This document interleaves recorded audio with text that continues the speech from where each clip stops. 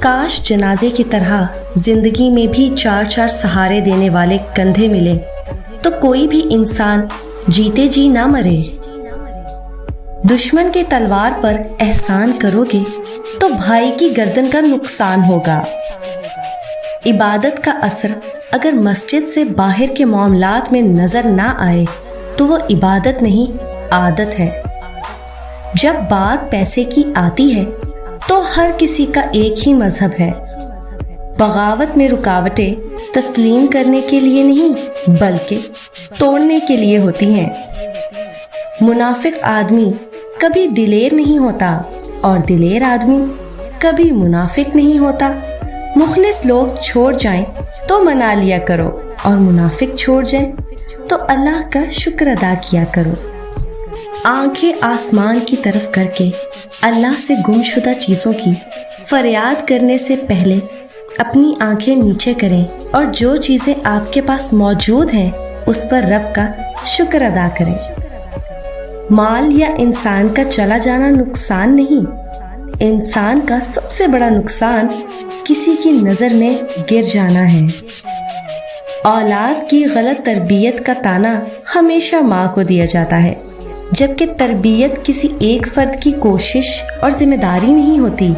گھر کا ماحول، افراد کا رہن سہن، باپ اور گھر کے دوسرے افراد کی شخصیت، گفتگو اور کردار بھی اثر انداز ہوتے ہیں۔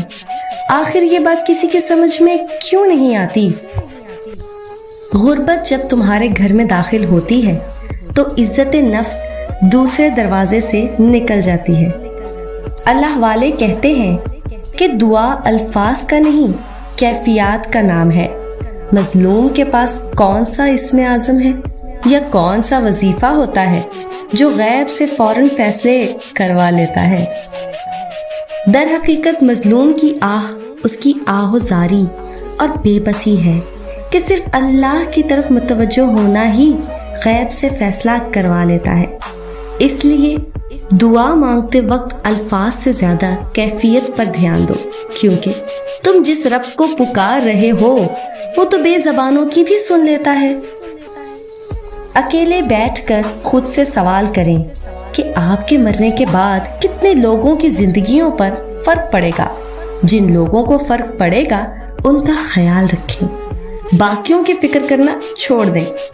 امام ابن قیم فرماتے ہیں کہ میں اگر دیکھوں کہ کسی کی داڑھی شراب سے تر ہے اور اس سے شراب ٹپک رہی ہے، میں تب بھی یہ نہیں سوچوں گا کہ اس نے شراب پی ہے، بلکہ یہ سوچوں گا کہ کسی نے اس کی داڑھی پر شراب پھینکی ہے۔ بدگمانی سے بچیں، یہ اچھی چیز نہیں ہے۔ بوڑھے ماں باپ پھل کھانے کو ترستے رہے ہیں، لیکن جب فوت ہو جاتے ہیں تو مسجدیں پھلوں سے بھر دی جاتی ہیں۔ ابھی زندہ ہیں تو قدر کر لو، ورنہ بعد میں ان سے ملنے کے لیے بھی آپ کو قبرستان جانا پڑے گا۔ جہاں ایمان ہوتا ہے وہاں یقین ہوتا ہے، اور جہاں یقین ہوتا ہے وہاں معجزے بھی ہوتے ہیں۔ لوگوں کی خوشیوں میں شرکت کرو نہ کرو، ان کے دکھوں میں شریک ہوا کرو، انہیں ڈھارس ملتی ہے۔ اچھا رشتہ گلاب کی طرح ہوتا ہے جسے ہم توڑ بھی نہیں سکتے اور چھوڑ بھی نہیں سکتے۔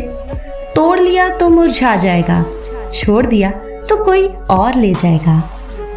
میں نے مرد کا ضبط تب دیکھا جب اس کی جوان بیٹی گھر اجڑنے پر واپس لوٹی۔ اس نے غم کو چھپاتے ہوئے بیٹی کو سینے سے لگایا اور کہا، میں ابھی زندہ ہوں۔ اس کی کپ کپاتی ہوئی آواز اور سرخ آنکھیں بتا رہی تھی وہ ٹوٹ چکا ہے، لیکن مرد کبھی روتا نہیں، یہ جملہ اسے کبھی رونے نہیں دیتا۔ اہمیت الفاظ کی ہوتی ہے مگر اثر ہمیشہ لہجوں کا ہوتا ہے۔ باتوں میں عمل نہ ہو تو بڑی بڑی باتیں کرنے کا کوئی فائدہ نہیں ہوتا۔ یہ چھوڑنے کا ارادہ کریں، کسی کے پیچھے بھاگتے رہنا، کسی کی منتیں کرتے رہنا، کسی کی خوشامد کرتے رہنا، کسی بے قدرے کا انتظار کرتے رہنا، کسی کو بار بار متاثر کرتے رہنے کی کوشش کرنا۔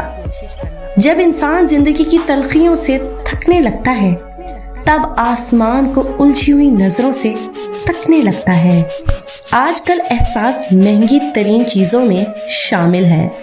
اللہ کے راستے میں اور ضرورت مندوں پر خرچ نہ کرنا بھی آسمان سے رزق کے وسائل کو روک لیتا ہے۔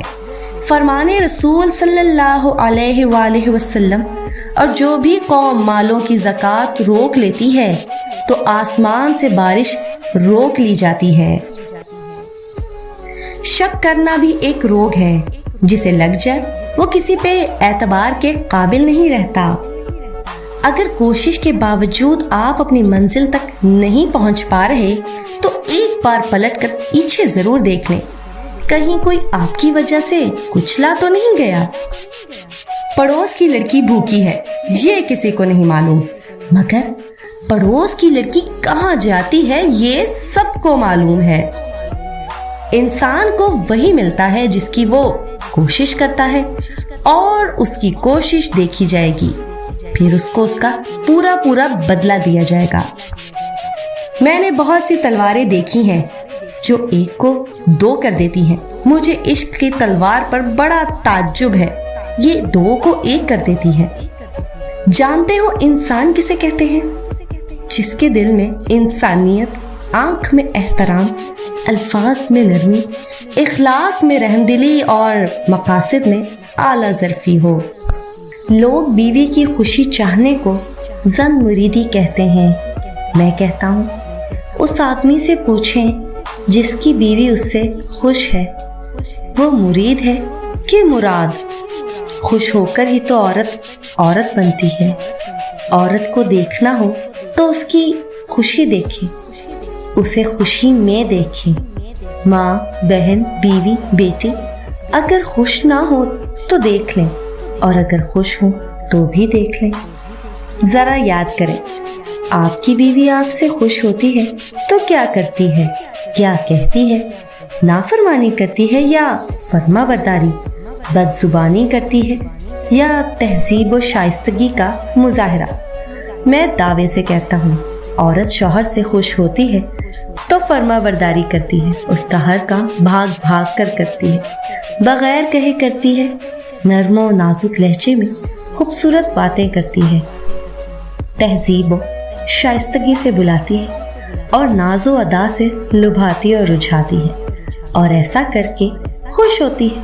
آپ نے کبھی کوئی گفٹ دیا ہو تو یاد کریں کیا کیا تھا اس نے؟ بدتمیزی کی تھی؟ نافرمانی کی تھی؟ نہیں، اس نے آپ کا بڑے پیار سے شکریہ ادا کیا ہوگا، آپ کی گفٹ کو چوما ہوگا، بار بار دیکھا ہوگا، آنکھوں سے لگایا ہوگا، آپ کو بغیر مانگے چائے یا کافی پلائی ہوگی، اور آنے والے دنوں کی خوبصورت باتیں کی ہوں گی۔ کبھی رات کو اٹھ کر وہ گفٹ دیکھا ہوگا، اس گفٹ کے بارے میں سوچا ہوگا، اور کبھی آپ کو سوئے ہوئے دیکھا ہوگا، دیکھ کر مسکرایا بھی ہوگا۔ آپ کیسے کہتے ہیں بیوی کو خوش رکھو تو وہ سر پر چڑھ جاتی ہے؟ آپ کو پتا ہے عورت شادی کیوں کرتی؟ عورت شادی کرتی ہی عزت اور خوشی کے لیے ہے۔ ذلت اور پیسے تو شادی کے بغیر بھی مل جاتے ہیں۔ دنیا کے تمام رشتے میاں بیوی کے رشتے سے نکلتے ہیں اور میاں بیوی کے رشتے میں ختم ہو جاتے ہیں۔ اپنے اس رشتے کی دل و جان سے حفاظت کریں اور اسے خوبصورت سے خوبصورت بنائیں۔